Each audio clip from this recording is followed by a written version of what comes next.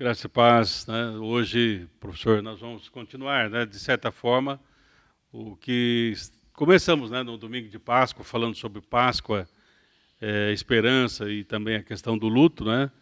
E hoje vamos aprofundar um pouquinho nessa questão do luto, né, falando um pouco sobre luto e Maturidade. maturidade, né? Porque Maturidade, eu creio que nós precisamos de maturidade nesses momentos, né, de tristeza, porque o que seria, né, esse luto? Né? Uma profunda tristeza, né? Um profundo pesar diante de uma situação que ora inesperado, mas também é uma situação de impossibilidade que nós sentimos, né? Então, quem nos assistiu domingo passado, vocês podem assistir o vídeo depois. Esse é independente, vocês podem entender, vão entender esse independente do anterior. Mas nós enfatizamos bastante no domingo passado a questão de que o luto é um direito que nós cristãos temos, né?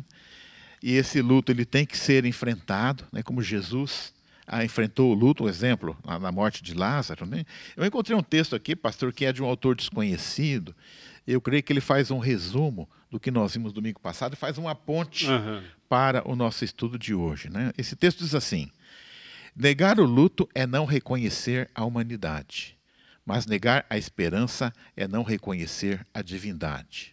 Portanto, enlutai com todo o vosso ser e agarrai a vossa esperança com toda a vossa fé. Não é meio luto, meia esperança, mas pleno luto e plena esperança. O luto fala do presente, a esperança fala do futuro. A esperança é o elo de ligação entre a tristeza deste momento com o futuro promissor. Quanto mais cedo a esperança começar a agir, mais cedo o luto será amenizado. Cristo é a verdadeira e única esperança. Eu entendo, pastor, que no momento do luto, a esperança está um pouquinho abaixo. Sim. Mas hoje eu acho que nós vamos trabalhar aqui essa questão que, da mesma forma que nós somos estimulados a entrarmos no luto, não é algo errado, né? Hoje nós vamos trabalhar com textos que abordam a questão de sair do luto. Né? Sim, sim. Somos também estimulados a sair desse estado. Eu estive lendo que o tempo médio de luto pela perda de uma pessoa, e foi o tempo que eu vivenciei quando eu perdi a minha mãe, ele é de 6 meses. Né? Então é um tempo, quer dizer, não é um tempo fechado. O que eu tenho aprendido estudando sobre luto é que não há um padrão. Não assim, da manifestação de dor, ela é diferente, né? A intensidade do luto, a duração. Mas em termos de duração, passou de 6 meses, já se considera um caso a ser tratado com medicamentos, com psicólogo. Sim, né? sim. Mas eu entendo hoje, pastor, a partir daquilo que eu li e meditei, 6 meses é um tempo médio, mas se você puder sair antes também, não é pecado também. Isso, com certeza. Tanto é, né, professor? Aí a gente pode talvez trabalhar assim, essa ideia, por exemplo, a emoção e o sentimento, né, que são duas coisas bem distintas, né?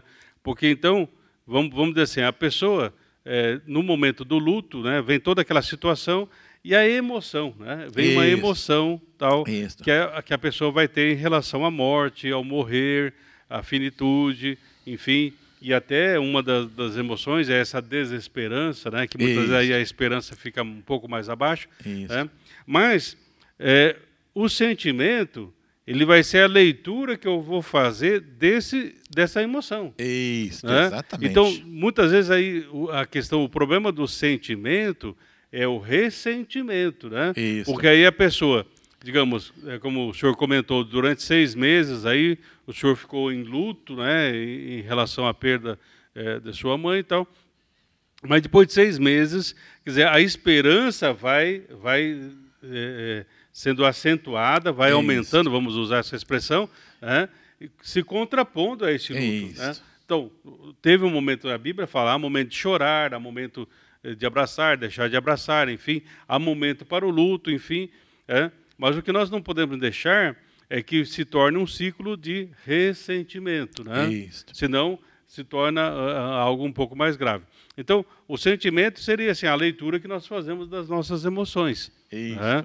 Então, muitas vezes no momento do luto, da dor, muitas vezes nós deixamos que isso vá tomando uma proporção muito maior. Nós nos entregamos. Né? Então, não saber lidar com aqueles momentos. É a questão da maturidade. Sim, nós precisamos da maturidade. Porque o que é a depressão em si? Lógico não vamos aqui entrar em pormenores, mas dos conceitos da depressão é assim, é não saber lidar com a realidade. Né? Então nós precisamos aprender a lidar com a realidade, fazer o luto, chorar no momento certo, enfim, uns vão ser 6 meses, talvez poderia ser um pouco mais, ou 8 meses, 1 ano, não importa. O que não pode é uma coisa sem fim, é um prolongamento sem fim. Né? Então o luto ele é para isso. Embora nós estamos vivendo uma das coisas preocupantes, né, professor, dessa pandemia, é que as pessoas não estão tendo este momento do luto, né? Porque antes é interessante, né? Antigamente se velava em casa, né? Por exemplo, o meu pai, uma das lembranças que eu tenho do velório foi feito em casa, né? O caixão na sala, as pessoas ali em volta e tal. Depois isso aí foi distanciando, né? Isso. Hoje tem as capelas, que já tirou e tal, né? E agora nós estamos no momento em que o caixão chega ali no cemitério e já é enterrado. Isso, você não elabora o luto, não então, elabora o sentimento. Tem então, e aí nós temos aquela emoção forte, e aí a nossa leitura, que é o nosso sentimento dessas emoções, acabam ficando atrapalhadas. Então eu tenho que encontrar, então nesses dias, precisamos de maturidade, professor, para encontrarmos um meio de vivenciarmos o nosso luto, porque é necessário vivenciar o luto, senão nós entraremos nesse poço de ressentimento, né? Pastor, eu selecionei aqui um texto bíblico, a nossa base é a Bíblia, né, que está em 2 Samuel, capítulo 12. Né? O nosso contexto, então, vamos contar para os nossos leitores rapidamente, aqui é o ponto em que nós vamos começar a leitura. Então, todos sabem que Davi, ele cobiçou a mulher de um de seus homens de confiança, chamado Urias, né? Ele fez uma trama que leva Urias à morte, né? E ele pensou que ninguém iria ficar sabendo, ele fez uma coisa bem feita, né, digamos assim, mas Deus que vê todas as coisas, manda o profeta Natã. Natã faz a denúncia, né, daquele crime, né, e anuncia que haverá uma punição, e que a punição de Davi é a morte do seu filho que havia acabado de nascer. Né? Então, é nesse momento aqui, então, que eu vou começar a leitura, então, né, a partir do versículo 15, que diz assim: E o Senhor feriu a criança que a mulher de Urias dera a Davi, e adoeceu gravemente a criança. E buscou Davi a Deus pela criança, e jejuou Davi, e entrou, e passou a noite prostrado sobre a terra. Então os anciãos da sua casa se levantaram, e foram a ele para o levantar da terra. Porém ele não quis, e não comeu pão com eles. Aqui, pastor, nós temos uma situação de luto, porque há aquela situação de luto que a pessoa morre abruptamente, é uma surpresa, estava bem e aconteceu alguma coisa, um acidente, uma morte rápida. Né? Mas aqui já é assim aquela situação mais programada, quer dizer, a criança ficou doente, né? Davi já sabe, né, que é da vontade de Deus, aquela morte. E aqui o que nós vemos então? Né? Davi, ele entra numa luta com Deus, digamos assim, ele passa... ele assume aqui um papel de intercessor, né, mesmo diante daquela vida de pecado que ele estava. Né? Ou seja, né, ele faz o jejum, né, ele prostra o seu rosto em terra, né, então ele faz uma luta. Então eu entendo aqui que aqui nós já começamos a aprender um primeiro ponto, que exatamente alguém está muito doente, né? E a questão, vamos orar ou não por esta pessoa, né? Você pode falar, não, esse aí ele vai estar com o céu garantido, você vai orar. Não é assim. Né? Então, também eu vejo aqui que, embora Deus não tenha atendido a esse pedido, né, desse pai desesperado, né, Deus também não condenou aqui ele ter orado, jejuado e pedido para que Deus revertesse aquela situação. Então, eu entendo aqui que já é um primeiro ponto. Né? Se alguém está doente, ore. Ore, com certeza. Isso é bíblico, né? É até o nosso dever orar por aqueles que estão doentes. Se Deus vai levar, né? A vontade nossa é que fique. Então podemos expressar isso também. Sim. Uma das coisas, né, professor, que há muitos equívocos, né, em relação à oração. Né? Nós podemos, né, como Davi fez, ele orou, ele suplicou. Ficou sem comer. Eu creio que ele, né, então jejuou, chorou, enfim, né? Mas nós temos que entender, quando nós oramos, um princípio, né? A soberania de Deus, né? na vida de oração. Então, uma das coisas que, num certo momento, né, do luto, que a pessoa tem, poderíamos dizer até assim, uma raiva de Deus, uma bronca em relação a Deus, né? Deus, por que o Senhor permitiu? Por que o Senhor fez? Né? Ou seja, muitas vezes nós achamos assim, né? Porque as coisas, né? Muitas vezes elas são mudadas pela oração e muitas vezes não são mudadas, né? Porque muitas vezes, né, Deus ele chama os intercessores. O que seria interceder? É você se colocar ao lado de Deus em prol de uma certa situação. O que Davi fez aqui em relação à criança. Então ele se coloca ao lado de Deus. Eu creio que nesse momento Davi já tinha pedido perdão dos seus pecados, já tinha reconhecido os seus erros, falhas e fraquezas, tinha se buscado o Senhor, porque você não pode nem orar se você... porque até fala assim, os ouvidos do Senhor não estão fechados, né? E nem os braços do Senhor estão encolhidos, diz o livro de Isaías. Mas os vossos pecados fazem divisão entre vós e o vosso Deus. Então, se Davi busca a face de Deus nesse momento, é porque ele já entrou num processo de confissão e de perdão, né? Só que ele entende, e é isso que ele está buscando, a soberania de Deus neste momento. Mas na oração ele expressa, Senhor, a minha vontade é esta. É isso. Né? Como Jesus, né? Jesus fala, Pai, se for possível, passe de mim esse cálice. Então, na vida de oração é isso. Né? E nós temos que ter uma oração também com maturidade, professor, para podermos sair do luto. Porque senão nós vamos ficar com dois problemas. Um é o luto e outro a nossa mágoa em relação a Deus. Né? Bom, eu não vou ler o texto todo aqui, mas o que se percebe é que essa oração de Davi deve ter sido algo desesperador, porque o raciocínio lógico aqui dos seus servos foi este. Né? A criança morre, né? E o servo de Davi diz assim, se ele já está assim, com a criança doente, né? O que vai ser na hora que nós contarmos para ele que a criança morreu? Né? Ou seja, eu entendo assim que foi uma oração, um jejum assim muito desesperado, né? E eles começaram a cochichar, mas ninguém tinha coragem de contar para Davi, até que Davi vai lá e fala, ué, ele fala, mas a criança morreu, né? Ele diz assim, está morta a criança? E eles disseram, está morta. Né? Aí, então Davi se levantou da terra e se lavou e se ungiu e mudou de roupas e entrou na casa do Senhor e o adorou. Então foi à casa e pediu pão, e lhe deram pão e comeu. E disseram-lhe seus servos, que é isto que fizeste? Pela criança viva jejuastes e chorastes. Porém, depois que ela morreu, te levantaste e comeste pão. Então eles falam, mas peraí, né? Foi uma resposta surpreendente dele. Né? Sim, e aqui eu acho que entra numa questão que é muito importante. Nós temos que entender que o luto ele não é igual para todos. Não. Ele varia. Sim. Na expressão do luto, na intensidade do luto, na duração do luto. Então, ele estava seguindo uma lógica. Se ele já está assim com a criança, quando a criança morrer, vai acabar o mundo dele. Né? Uhum. Mas por que Davi reage realmente de uma forma que até para nós seria estranho se nós não continuássemos a leitura? Né? Então, quando os servos questionam, mas e daí, Davi? Nós não estamos entendendo você estava se acabando, né? E agora que a criança morreu, você parece que acalmou. Né? E aí ele vai dizer assim, né? Vivendo ainda a criança, jejuei e chorei, porque dizia, quem sabe se Deus se compadecerá de mim e viverá a criança. Porém, agora que está morta, por que jejuaria eu? Poderei eu fazê-la voltar? Eu irei a ela, porém ela não voltará para mim.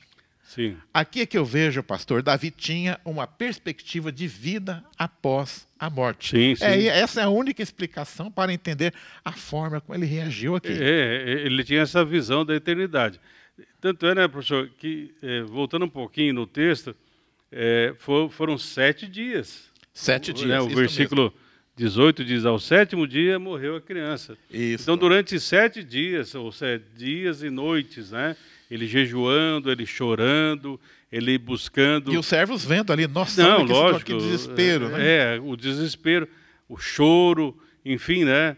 E provavelmente ele, ao costume, né, de se envolver em panos de saco, jogar cinza na cabeça, enfim, tantas coisas assim, né? Mas aí é aí que vem, né, essa ideia do trabalhar o luto, né? Porque muitas vezes no luto nós estamos dando um adeus, nunca mais vou ver, né? Como eu usei a expressão no domingo passado em relação ao vizinho lá e tal, nunca mais vou vê-lo, né?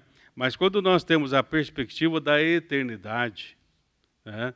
Então, para nós cristãos, nós não dizemos adeus, é um até logo, né? Até a próxima, quando nós terminamos aqui, né, professor? Então, até a próxima quarta-feira, até o próximo dia, enfim, né? Se Deus permitir. Então, quer dizer, para nós é esse até logo. Isso. Não é um adeus. Né? Então, essa dimensão do até logo nos ajuda a trabalhar o nosso luto. Ou seja, que nós um dia, né, todos ressuscitaremos, estaremos com o Senhor. Por isso é importante nós estarmos caminhando com Deus, andando ao lado de Deus, termos essa convicção, né, de que quando nós morremos em Cristo Jesus, a morte não nos mata. Né? Nós não vamos ceder ao poder da morte, porque iremos participar da ressurreição. É não só uma perspectiva de eternidade, mas eu vejo aqui que Davi entendeu que a criança não foi punida. Aquela criança ela poderia se tornar até o rei de Israel. Mas melhor é estar com Deus na eternidade do que estar aqui governando qualquer coisa. Então, ele entendeu muito bem isso. Eu estou sendo punido, mas a criança não está sendo. Ela está indo para um lugar melhor. Ela teve uma promoção, digamos assim. Não, e entendendo, né, por isso que eu falo da soberania de Deus, né, professor? Vamos analisar o contexto dessa geração, como foi gerado essa criança, né? Num contexto de mentira, de adultério, de morte, de crime, adultério, de assassinato. De tantas coisas. Então imagine como que estava essa criança no ventre ali da sua mãe, recebendo todas essas cargas, né? Vamos dizer assim, emocionais, tal. Então Deus, vendo tudo isso, quer dizer, nós podemos entender, Deus teve prazer na morte dessa criança? Não, foi um livramento, né? Porque ela nasceria já num momento, vamos dizer assim, numa família disfuncional, onde, no caso, o seu pai havia matado o marido da sua mãe. Isso. Imagina o contexto, né? Parece uma coisa de novela mexicana, né? Mas era uma situação complicada, né? Tanto é que a gente vê, por exemplo, o Aitofel, né, que mais tarde... vai chefiar uma revolta contra Davi. Porque ele tinha ódio do Davi. Ele tinha ódio de Davi em relação de ter feito isso com Urias, com a sua filha, né? Isso. Que é Betsabá, enfim, né? Então, o Aitofel não trabalhou direito essa questão do luto, né? E depois teve essa revolta lá na frente. Então, Deus falou, Davi, começa a trabalhar essa questão do luto. Então, Davi falou, bom, agora, o que eu podia fazer, eu fiz.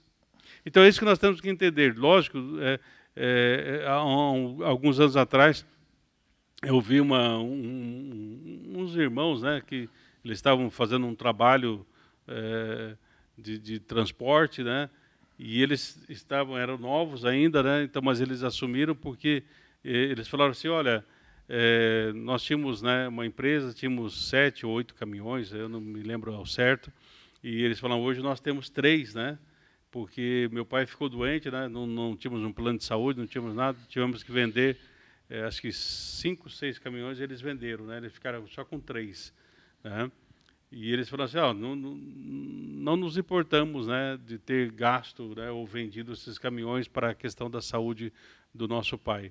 Mas, infelizmente, ele não sobreviveu, né, porque era um câncer e tal. E aí eles disseram assim, o que nós podíamos fazer, nós fizemos. Então, é isso, você trabalha o luto assim, tem coisas que não dependem de nós. Nós somos seres finitos, não temos todo o poder, isso pertence a Deus. Tá? Pastor, o senhor usou na sua fala a expressão a soberania de Deus, eu concordo plenamente. Mas o que eu tenho aprendido é o seguinte, às vezes acontece uma coisa que a gente não entende, assim, é muito pesado. Ele fala, foi a soberania de Deus, Deus é soberano. Mas o que eu tenho percebido é que só se nós não entendermos, mas Deus sempre tem um plano que é muito melhor do que a gente imagina. Então aqui, por exemplo, fala, a criança morreu, a soberania de Deus. Não é bem assim, quer dizer, Deus, na verdade, está dentro daquele contexto de tudo o que é errado que foi feito. Ele está fazendo o que pode ser feito de melhor e ele dá um livramento para aquela criança, porque o que viria depois ela ficar aqui. Então eu digo assim, eu acho que é importante lembrar que Deus é soberano, né? Mas eu vejo que às vezes a pessoa está meio bicudo com Deus. Deus é soberano. Não, Deus a soberania dele vem junto com o pacote de bondade, de graça, de misericórdia. Então, aí eu tenho que ver, né, professor? Porque muitas vezes a minha visão é uma visão finita, pobre da coisa, né? Isso. Até tem um autor que ele fala assim, uma terceira alternativa, sim, né? Sim, ele é um autor que ele é uma pessoa que tem princípios cristãos, um pouco diferente de nós, né? Mas ele fala assim, porque muitas vezes você fala assim, tem a visão A e B. Ele falou, mas e se tiver uma C? De repente você pode pegar aquela C. Então, a ideia, quando eu falo que Deus é soberano, professor Basotti, é nós procurarmos ver as coisas na perspectiva de Deus. É isso. Porque eu vejo as coisas, até tem um autor, só para entender, né? Nós estamos aqui nessa mesa aqui, né? Eu já falei um pouco sobre isso, né? Então, aqui seria assim, passado, o presente e o futuro. Então, eu só consigo olhar nessas coisas, nessas dimensões aqui, né? Mas Deus, ele está sobre essa mesa. Ou seja, ele está sobre o nosso presente, passado, futuro, enfim, todos os momentos, né? Então, vamos procurar entender as coisas na perspectiva de Deus. E isso vai nos trazer maturidade. E aí, então, eu vou saber lidar com a questão do luto, né? Primeiro, né, parece um pouco frio, mas todos nós um dia vamos morrer, né? Então, por que o luto, né, a morte, é uma coisa que realmente mexe com a gente, né? Por quê? Porque é uma coisa que todos nós vamos, mas, ao mesmo tempo, nós não queremos, né? Mesmo aqueles, né, que dizem, né, eu amo Jesus, eu quero ver Jesus, mas ele não quer morrer, né? Então é complicado, né? Eu acho que nós temos que tomar um certo cuidado também, porque eu entendo assim, Davi simplesmente vai lá, toma um banho, vai lá, agradece. Mas não vamos pensar que foi assim, vapt-vupt e já saiu do luto. Não, ele decidiu sair do luto. Isso não quer dizer que ele ainda vai ter que enfrentar lá o velório do filho, o enterrar do filho. Sim, vai ter uma dor. Vai ter muita dor ainda. Quer dizer, então, na verdade, aqui, tomar cuidado. Não é que ele já, assim, vapt-vupt, não, ele decidiu sair. Não existe mais. Né? Isso, ele decidiu. Então, eu entendo assim que a atitude de Davi é algo que nós também temos que entender, quer dizer, nós passando por luta, haverá um momento de você também falar, vou começar a sair, né? E lembrando que Davi, como rei, tudo estava centralizado nele, então o próprio Estado para de funcionar com o rei. Então, quer dizer, o rei tem que tomar decisões, né? Então, quer dizer, ele precisa sair. Há pessoas que ocupam uma posição que ela não pode dar luxo de ficar um ano chorando, ou ela deixa o cargo dela. Então, ele não tinha jeito, ele tinha que tentar sair desse luto, né? Então, não foi assim da noite para o dia. E eu acho que aqui nós temos que entender, pastor, às vezes, as pessoas têm uma expectativa que luto é padronizado, né? Eu fico imaginando assim, uma mulher perdeu o marido, ficou viúva. Aí passou 3 meses, aí aquela pessoa decide, fala, hoje eu vou sair, vou me arrumar e tal. De repente a mãe, né, a sogra, né, fala, pô... nem esfriou ainda. Exatamente. Então, a mãe vê, ela ainda não elaborou o luto. Mas, quer dizer, passado 3 meses, ela tem que entender que a jovem, ela tem que sair, tem que respirar. Né? Não é que ela já vai sair caçar marido necessariamente. Ela não, mas a dinâmica da vida. A dinâmica da vida. Então, muitas vezes, eu acho que as pessoas têm que entender que cada pessoa ela tem um ritmo, né?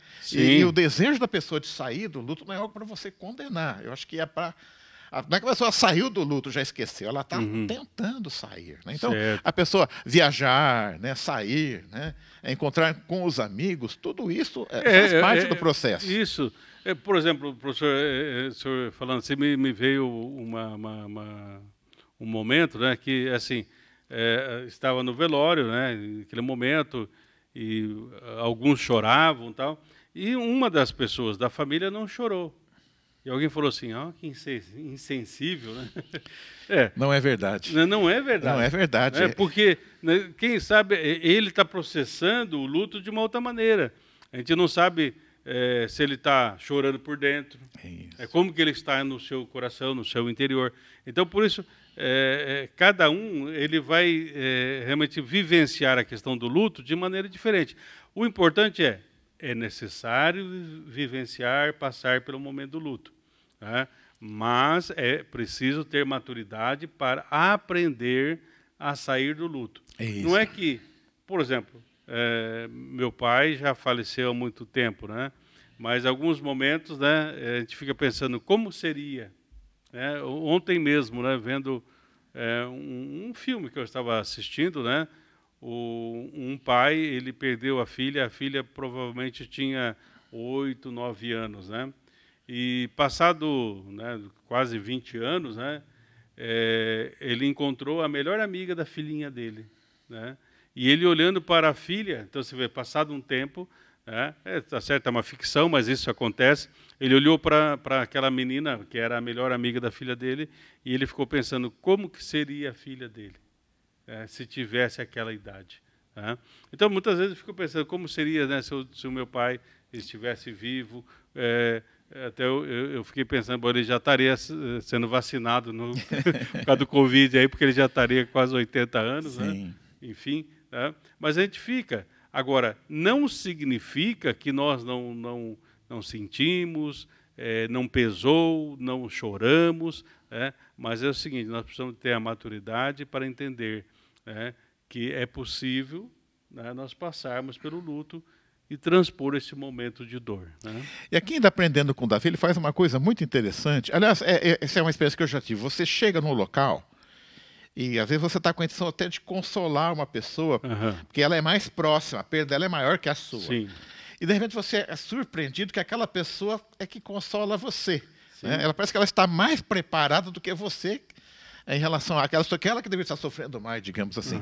E Davi aqui, talvez, esse também seja um caminho de sair do luto para quem pode. É aquele que está enlutado, mas passa a trabalhar para consolar os que estão ao redor. Né? Aqui, em 2 Samuel, capítulo 12, versículo 24, diz assim: Então consolou Davi a Betseba, sua mulher. Não sei como foi o consolo, mas a gente percebe que deu resultado, pastor.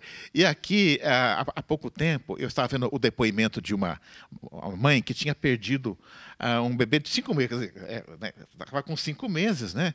E ela falou, olha, é muito duro a gente perder uma criança já com 5 meses de gestação. Ela falou, ali já tinha arrumado, já tinha o nome, já tinha um enxovalzinho, né? Falou, e o mais duro é que chega a pessoa e fala assim, mas ele nem tinha nascido, você está chorando aí, nem tinha nascido, né? Aí outro chega e diz, não, você ainda é nova, você pode, daqui você arruma outro aí daqui a uns dias, né? Então, quer dizer, eu acho que nessa situação você está esbofeteando a pessoa, né? E também não é a hora de chegar, não, é a vontade de Deus, é Deus que quis. Quer dizer, eu acho que tem hora, né, que eu tenho que fazer como os amigos de Jó, quando viram Jó em todo aquele sofrimento, ficaram calados, né?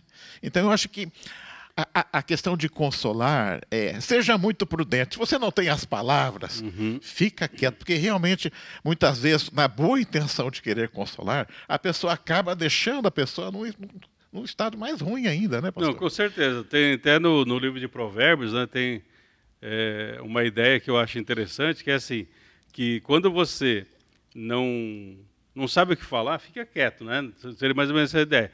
Porque se você falar uma palavra inadequada, eu uso a expressão assim, é a mesma coisa de você pegar e colocar vinagre na ferida.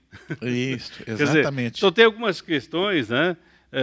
Por exemplo, né, professor, o senhor comentou assim, né? A Claudete, né? Nós tínhamos a ideia de ter 2 filhos, né? E infelizmente não foi possível. Mas na última gravidez foi muito complicado, né? Nós já tínhamos o Mateus, né? E aí nós fomos assim no médico, a Claudete não estava passando bem e nós entramos lá, ela foi fazer uma ultrassonografia e tal. E naquele momento a médica foi até assim insensível, falou assim: não, já está morto o feto. Usou essa expressão. Isso para a Claudete, para mim e o Mateus do lado, né? Mateus tinha de 4 para 5 anos, né? Então foi uma insensibilidade, enfim, ali tudo, né? Mas justamente essa é a ideia, né? As pessoas, né? Vinham consolar, mas vamos dizer assim, se era João, se era Maria, nós não sabíamos, né? Porque ainda não tinha condições de ver e tal, mas nós já amávamos, né? Já estávamos preparados para receber, o Mateus também, enfim, foi um baque, né? Para todos nós, para a Claudete, para mim e para o Mateus, né? Então, e alguns tipos de consolos que vinham, né? Na verdade era desesperador, né? Era como realmente colocar vinagre na ferida. Então, o que nós precisamos, né, justamente, né, então, para nós, foi muita maturidade, né, para a gente poder passar por aquele momento. E uma das coisas que nos ajudou é uma expressão usada, né, pelo Watchmani, um autor cristão, que ele fala assim: nós tocarmos na vida da alma, né? Nós nunca superaremos as nossas dificuldades se nós ficarmos tocando na vida da alma. Com isso ele quer dizer, o que seria a vida da alma? As emoções e os sentimentos, né? Então, os sentimentos, as emoções são boas, os sentimentos são bons, né, tal, mas eu não posso me deixar dominar por eles. Por isso no Salmo, o salmista diz: porque estás abatido, a minha alma, porque te perturbas dentro de mim. Então, nós vamos vivenciar o luto, mas com maturidade, para que não haja essa perturbação no nosso interior, né? E eu vejo assim, pastor, que quando você consegue sair do luto, quer dizer, aquele sentimento de tristeza vai dando lugar à saudade. De repente pode voltar a ver as fotografias, sim, aí lembrar de uma situação engraçada que veio com aquela pessoa, sim, e dá até rir, digamos assim. Sim, né? Sim. Quer dizer, acho que o processo saudável é quando o luto se transforma numa saudade. Sim, sim. Então, mas ele é muito pessoal e nós temos que entender o luto do próximo também, sim, né? Que não, sim, vai ser necessariamente igual ao nosso, né? E assim, né, professor, eu sempre recomendo, né, que, porque muitas vezes também é uma questão assim, no momento do luto, o luto, quando não tem maturidade, a gente fica muito preocupado, né, porque agora eu não mais verei a pessoa, agora eu não mais isso, eu não mais aquilo, né? Não, começa a trabalhar essa questão, né? Começa a ver assim, se foi 10 anos, se foi 15 anos, se foi 30 anos,